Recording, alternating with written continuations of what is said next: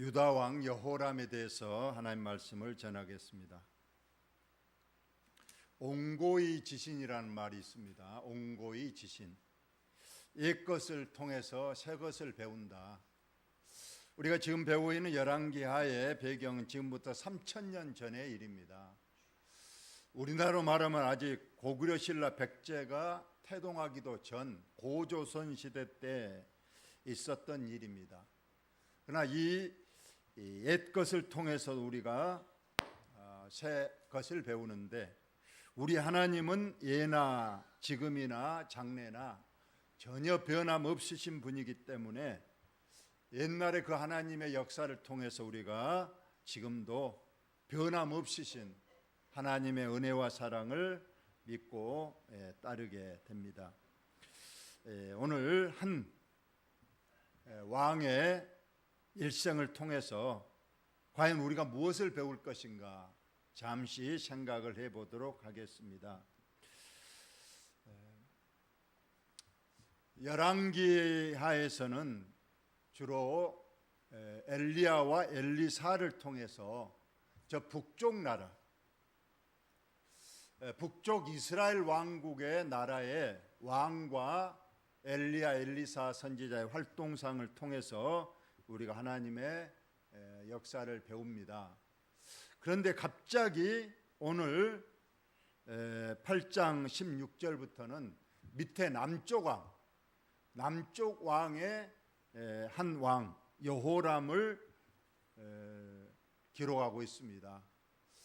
과연 남쪽 왕 여호람에게 과연 무슨 일이 있었는가, 우리가 오늘 본문을 통해서 보도록 하겠습니다.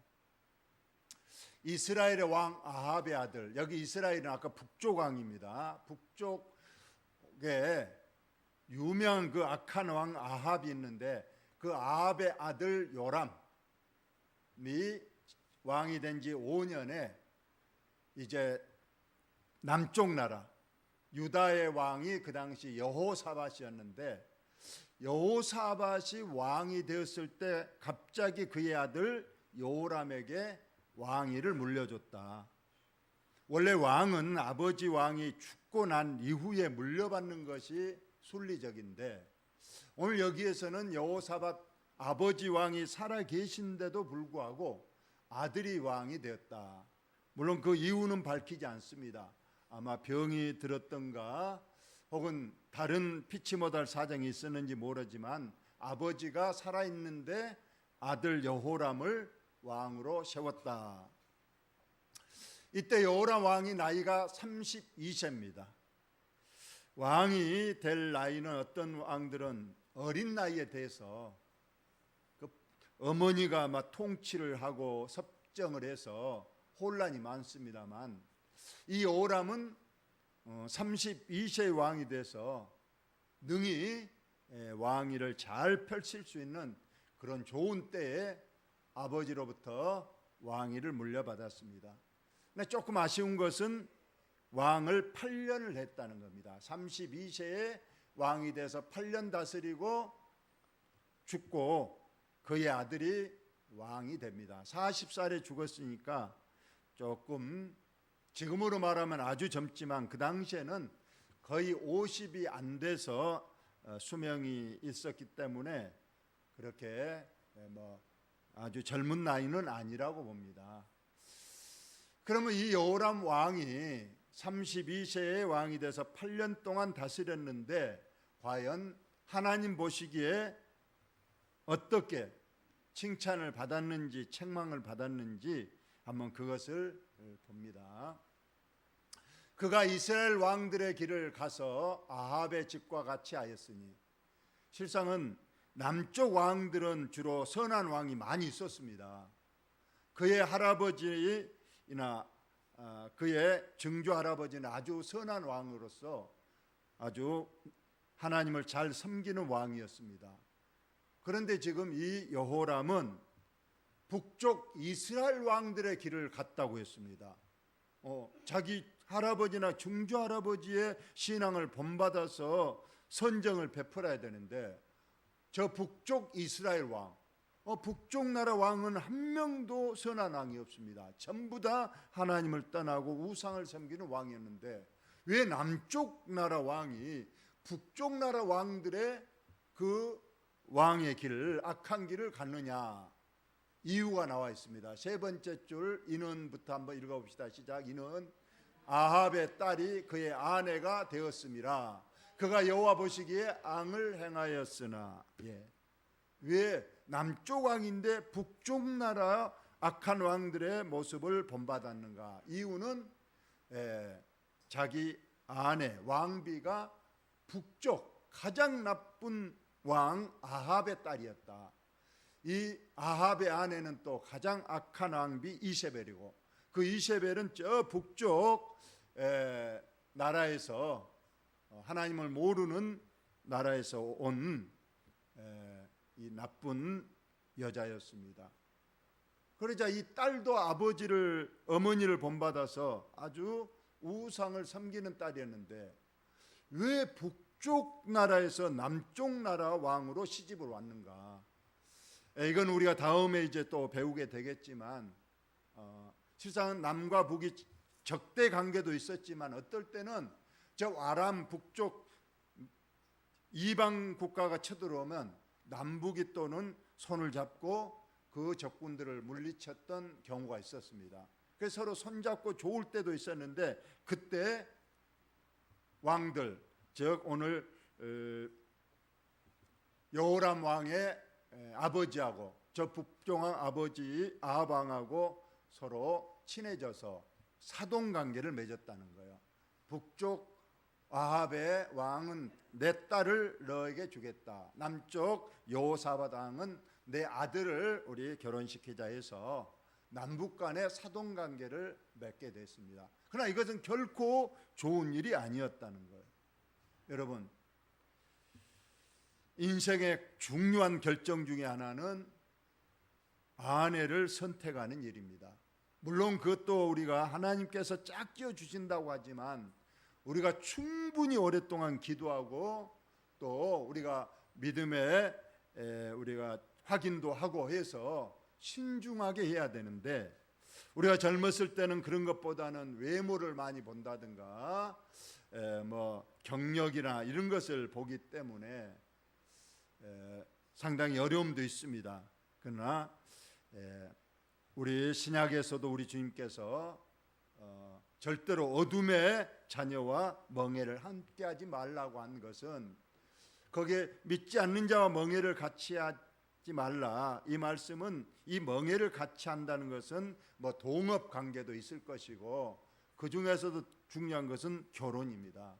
실상은 우리가 믿지 않는 배우자를 했을 때 그런 말을 합니다.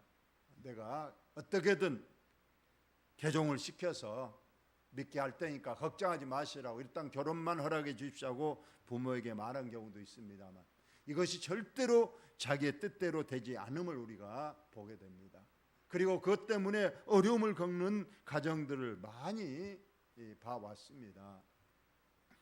오늘 이 여호람은 비록 자기의 뜻대로 아니고 아버지의 뜻에 의해서 북쪽 악한 여자를 왕비로 삼아서 그 왕비의 손에 이둘려서 하나님을 섬기지 못하고 우상 앞에 절하는 악한 왕이 됐다, 이렇게 보시면 됩니다. 그래서 아합의 딸이 그 애가 되었고 그것 때문에 여호와 보시기에 이 여호람 왕은 악을 행하였다. 일평생 그의 일생을 한마디로 악한 왕이었다는 그런 하나님의 기록이 남아 있습니다. 여호와께서 그러나 악을 행하였으니까 하나님 보시기에는 당장 물고를 내고 싶었어요. 왜 남쪽 왕이어서 그 여자에게 휘둘려서 하나님을 떠나서 우상을 섬기니? 살아계신 하나님께서 하늘에 보시기에 당장 물고를 내고 싶지만 참은 이유가 있었어요. 왜 그런가 우리 다 같이 읽어봅시다. 시작. 여호와께서 그의 종 다윗을 위하여 유다 멸하기를 즐겨하지 아니하였으니 이는 그와 그의 자손에게 항상 등불을 주겠다고 말씀하셨음이니라. 아멘. 여러분, 당장 물고를 내고 싶지만은 그의 선조 다윗이 생각났습니다. 하나님, 다윗은 얼마나 하나님 마음에 합하고 하나님을 얼마나 잘 섬겼습니까? 그래서 다윗에게 약속을 했습니다. 내가 너의 후손들에게 왕위를 견고하게 하고 그들을 결코 멸하지 아니하리라고 약속하신 것이 생각났기 때문에 비록 이 여호람 왕이 악을 행하고 우상을 섬기지만 우리 주님께서 참았다고 말씀했습니다. 여러분 따라합시다. 기도는 저축이다. 예, 여러분 우리 기도는 저축입니다. 기도하고 응답 못 받으면 없어지는 것이 결코 아니고 우리가 은행에 저축을 한 푼 두 푼 해놓으면 언젠가는 그 돈이 쌓여서 내게 큰 유익을 줍니다. 저와 여러분이 기도하면 그 기도의 열매는 누가 따먹느냐? 우리 때 누릴 수도 있지만은 성경은 너의 자녀 손들에게 그 기도의 저축이 그들에게 열매를 누리게 하시는 하나님의 축복이 있습니다. 여호람 당장 물고 내고 싶지만 그의 선조 다윗이 기도가 있었고 다윗의 믿음의 행실이 있었기 때문에 하나님께서 그를 보시고 지금 이 후손 여호람을 참으시고 계신다는 그러한 말씀입니다. 여호람 때 에돔이 유다의 손에서 배반하여 자기의 왕을 세운 거로 세상에 에돔은 지금의 하마스 가자 지구입니다. 그런데 그 에돔이 이제까지는 유다에 복속돼서 유다에 이제 지배당해서 조공을 바치고 신하의 예를 다했습니다만 국력이 약해진 틈을 타서 바로 에돔이 독립을 선언합니다. 이제 더 이상 우리는 유다의 속국이 아니다. 유다에 이제 조공도 안 바치고 유다에게 우리는 어떤 예도 안 갖추고 우리는 우리대로 살란다 하고 했던 겁니다. 이것은 여호람 때 국력이 쇠하겠다는 증거를 말하고 있어요. 하나님이 안 도와주시니 하나님 뜻대로 살지 않으니 당연히 국력이 쇠할 수밖에 없고 이 틈에 에돔 족속이 이렇게 배반을 한 겁니다. 그래서 여호람이 이제 안 되겠다 싶어서 대군을 이끌고 에돔을 쳐들어갑니다. 쳐들어갔는데 오히려 반대로 에돔 군대들에게 둘러싸여서 크게 패하고 도망해서 다시 유다로 돌아와 버리고 말았습니다. 하나님이 안 도와주시니 전쟁에서도 이기지 못하고 패해서 되돌아왔다고 성경은 말하고 있습니다. 이와 같이 에돔이 유다의 소유 안에서 배반하였더니 오늘날까지 그리하였으며 그때 림나도 배반하였더라. 에돔도 배반하니까 또 옆에 있는 림나도 우리도 이제 유다 섬기지 않고 우리는 조공도 안 바치고 우리는 우리대로 살란다. 배반. 그래서 국력이 아주 쇠약해졌다고 성경이 말하고 있습니다. 그리고 나서 별 볼 일 없이 몇 년 지나다가 여호람이 이제 죽게 되는데 여호람이 그의 조상들과 함께 자매 그의 조상들과 함께 다윗성에 장사되고 그의 아들 아하시아가 대신하여 왕이 됐다. 처음에 말한 대로 32살의 왕이 돼서 8년 다스렸지만은 성경에 오늘 보니까 국력이 쇠약해지고 뭐 하나 한 것 없이 한 번 전쟁에 나갔다 크게 패해버리고 돌아와서는 그냥 잠잠히 있다가 일생을 마쳤다. 참 하나님께서는 여러분 왕의 직임을 주신 거 얼마나 큰 일입니까? 왕이 돼가지고 잘만 하면 하나님을 잘 섬기고 백성을 선정으로 베풀었더라면 그는 성경에뿐만 아니고 역사책에도 그는 선한 왕이었고 그는 백성을 사랑했고 그래서 나라가 붕국하고 그 영토가 확장되고 그 국민들이 태평성대를 이루었더라 이런 업적을 남길 수 있는 좋은 기회였음에도 불구하고 물론 그가 결혼 하나 때문에 그랬다고 할지만은 그 뒤에도 많은 기회가 있었을 겁니다. 그러나 그는 그 기회를 살리지 못하고 결국 일생을 허무하게 마쳐버리고 말았다. 온고이 지신 오늘 여호람을 통해서도 저와 여러분이 배울 수 있을 거예요. 내 인생은 어떠한가? 하나님께서 이 땅에 보내주셨는데, 여러분, 우리가 이 땅에 온 것은 절대로 부모님의 어떤 합궁 그것만으로 우리가 이 땅에 던져진 존재가 아니고, 창세 전에 예정되고 하나님께서 너를 이 땅에 보내려고 우리의 부모를 통해서 이 시대에 태어나게 하셔서 교회에서도 직분을 줬는데, 과연 너의 한 일이 무엇인가? 여호람처럼 별 볼 없이 그냥 인생을 마감하고 말 것인가? 우리가 한번 판단해 봐야 되는데, 이런 여호람 같은 참 허무하게 좋은 기회를 놓쳐버린 사람들이 사사기서에 나옵니다. 많은 사람 중에 몇 사람만 말씀을 드립니다. 여러분, 사사기서에는 아직 왕정 제도가 아니기 때문에 왕에 버금가는 사사라는 지도자를 두어서 이스라엘을 다스리게 했습니다. 우리가 사사하면 12명의 사사가 있습니다. 우리가 잘 아는 사사, 제일로 먼저 생각나는 사사는 누군가요? 아주 힘이 센 사람, 삼손도 있고요, 기드온도 있고, 여자 사사 드보라도 있고, 온니엘도 있고, 많은 사사들이 있었습니다. 그런데 오늘 입산이라는 사사가 있습니다. 입산. 그들을 이어 베들레헴 입산이 이스라엘 사사가 되었더라. 과연 입산은 사사가 돼서 어떤 일을 했다고 평가되는가? 다른 사사들은 상장이 성경 3장, 5장, 기드온 같으면 상당히 많은 분량의 그 업적을 기록하고 있는데, 오늘 입산의 인생 평가는 어땠는가 봅시다. 그가 아들 30명과 딸 30명을 두었더니 그가 딸들을 밖으로 시집 보냈고 아들들을 위하여는 밖에서 여자 30명을 데려왔더라. 여러분, 자녀를 몇 명 낳았다고요? 몇 명? 아들 30명, 딸 30명, 그러니까 몇 명? 자, 60명이면 아내가 한 명이라는 겁니까? 한 명 이상이라는 겁니까? 한 명의 아내가 60명 낳을 수 있을까요?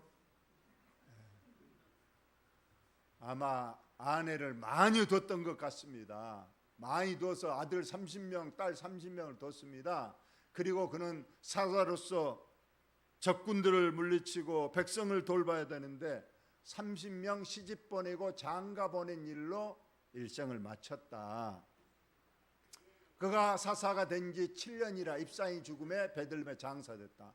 사사가 돼서 할 일도 많은데 그저 많은 아내 데려다가 아들, 딸 60명 낳아서 그들 시집 보내고 장가 보내고 그리고 죽어서 사사로서 임무가 끝났다. 이거 얼마나 여러분 보시기에 이거 잘한 것과의 잘못된 거예요. 어떤 신학자들은 이걸 그렇게 해석하지 않습니다.